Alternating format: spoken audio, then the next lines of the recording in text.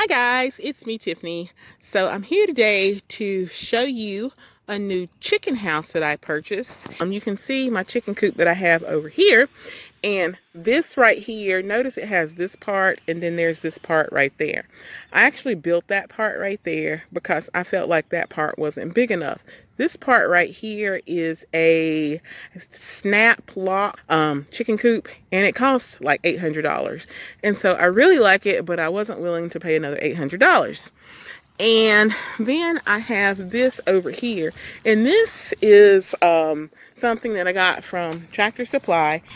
It's really a bunny hutch, but I use it more for like baby chickens. Well, anyway, someone gave me some silkies. And the issue with silkies is that you really shouldn't put silkies in with the regular chickens. And so I have them separated, and this little house is too small for these 4 chickens. And I know you're like, that's not a silkie. No, that's not. That's a salmon favre. But here's the issue with my little salmon favre. All the other chickens in the big chicken coop hate her. So I put her in with the silkie. So now she thinks she's a silkie, so she'll have to stay in the silkie coop. I want to show you a little bit more about this. The New Age Pet EcoFlex Fontana Chicken Barn. Don't know much about this. I hope it turns out well. I'm not sure.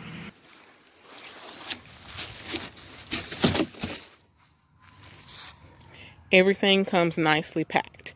So I'm going to unpack this, and I'll give you little updates as I go along. So for anyone who may be wondering, why would I have paid $800 for that? Let me tell you a bit about chicken coops. Chicken coops, a lot of the ones that you buy online or in stores, they're made of wood, and after about 2 years they deteriorate. The first chicken coop I had was as such, and after about 1.5 years it wasn't fit for living. And I've made my own chicken coops before, and I have the ability to make my own, but sometimes, you don't have time to put into it. And also, when I make them, they get kind of heavy, and I'm trying to look at the weight. So some things you might want to think about when you build a chicken coop or when you buy a chicken coop, if that's what you're into, is the weight of the chicken coop, especially if you're like me, middle age female, because you have to kind of move them every now and again. This one right here is very movable, and this one is too, but unfortunately this one is made of wood, so I predict after, I don't know, maybe 2-3 years, that one will disintegrate.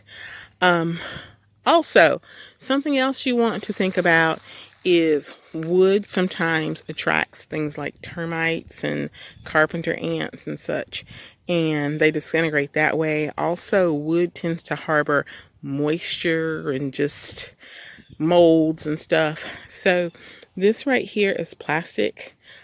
I can take that apart, I can spray some bleach on it, wash it down, and it'd be good as new. This that I purchased, this is some type of composite stuff, and let me show you the pamphlet that came with it. EcoFlex will never retain any odor. EcoFlex doesn't absorb moisture, which makes cleaning a breeze, and EcoFlex doesn't require any regular maintenance. Also, I noticed this right here. This outdoor product carries a 10-year limited warranty. So that's really why I chose this. The first thing that they recommend is that you lay all the parts out. The parts are numbered from number 1 to number 40 something. I don't recall what the last number was. So I'm going to go ahead and get building.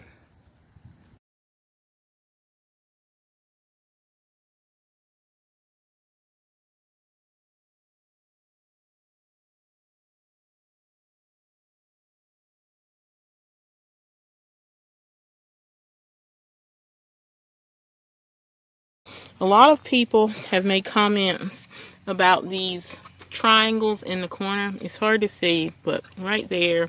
So there are openings to the ground. And the disadvantage of those is that predators like a snake could come up through there.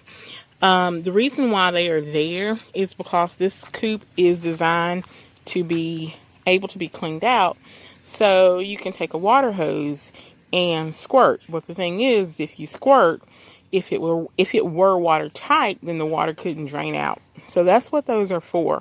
So I plan on putting some type of mat or something down to help deter anything from coming up through there. And hopefully I'm going to sit this on some type of platform to where it's not sitting on the ground anyway. So this is the finished product. I do like several things about this. I like the fact that the nest box has a little kickstand to hold it up. To close the nest box, all I have to do is remove this and the lid comes right down. There's also a little locking mechanism. It's a screw that you can put right here, and the screw will hold that shut. Some people who purchased this coop were complaining because the lid here does not lift, and they were like, it's going to be hard to clean. That is true. The lid does not lift. However, to get this off, all you have to do is to remove this screw here and remove this screw here.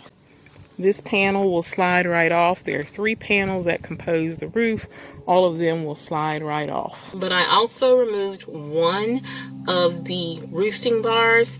First of all, they're very low, and I just feel like if I wanted to walk around in there, I get kind of ill tripping over a roosting bar all the time. And also, I have silkies. Supposedly, silkies don't like to roost. I do have 2 silkies that roost and 1 that doesn't. So that 1 roost in the back is going to be plenty.